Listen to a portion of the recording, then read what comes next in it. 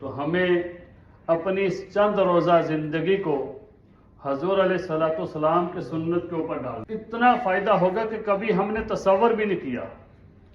اگر کسی ایک سنت کے اوپر عمل کریں تو اس کا اتنا فائدہ ہے کہ ہم تصور بھی نہیں کر سکتے۔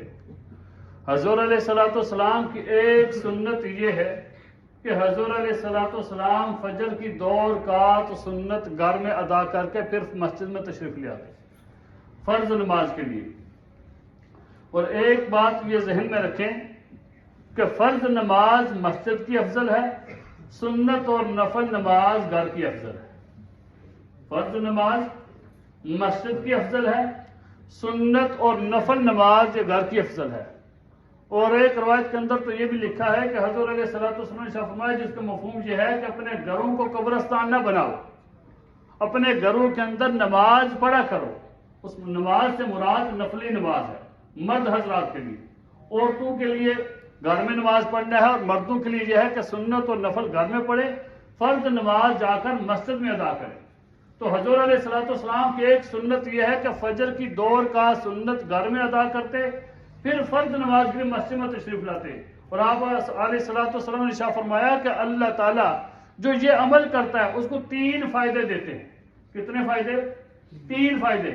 جو بندہ 2 رکعت سنت گھر میں ادا کرتا ہے پھر مسجد میں جاتا ہے فرض نماز کے لیے، پہلا فائدہ یہ ہے کہ اللہ تعالیٰ اس بندے کے رزق میں وسعت عطا فرماتے ہیں۔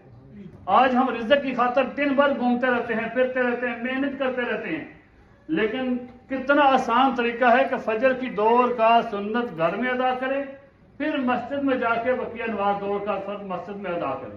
اللہ تعالیٰ آپ کے رزق کے مسئلے کو حل فرما دیں گے۔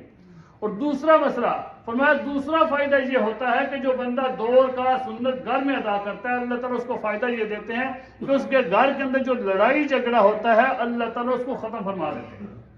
آج کل بندہ سکون حاصل کرنے کے لیے کیا کچھ نہیں کرتا، نیند کی گولیاں بندے کھاتے ہیں سکون حاصل کرنے کے لیے، تھوڑی نیند آ جائے، دماغ ہلکا ہو جائے، ہمیں سکون مل جائے، سکون حاصل کرنے کے لیے۔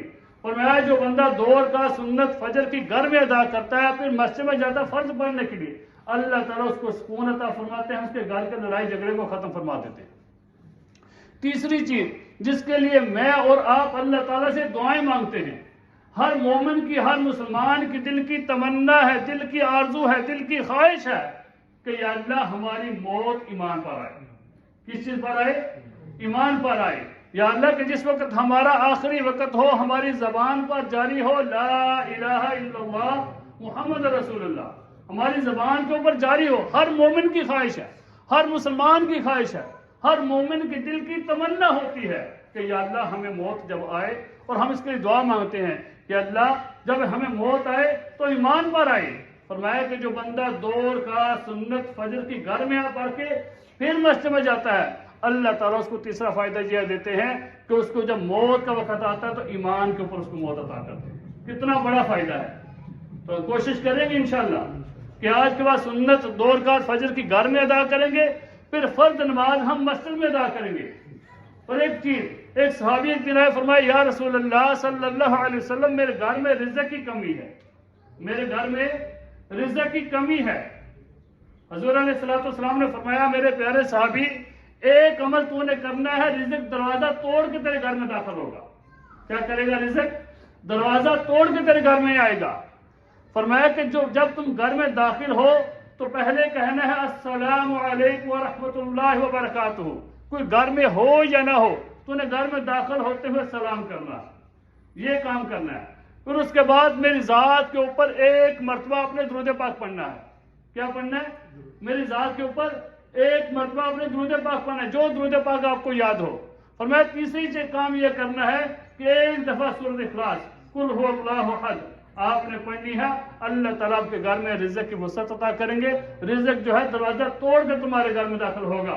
وہ صحابی فرماتے ہیں میں نے کچھ دن عمل کیا، میں نے کچھ دن عمل کیا، پھر میں آیا حضور علیہ الصلوۃ والسلام کے بعد میں نے فرمایا یا رسول اللہ صلی اللہ علیہ وسلم اللہ نے میرے گھر میں رزق کی وسعت کر دی۔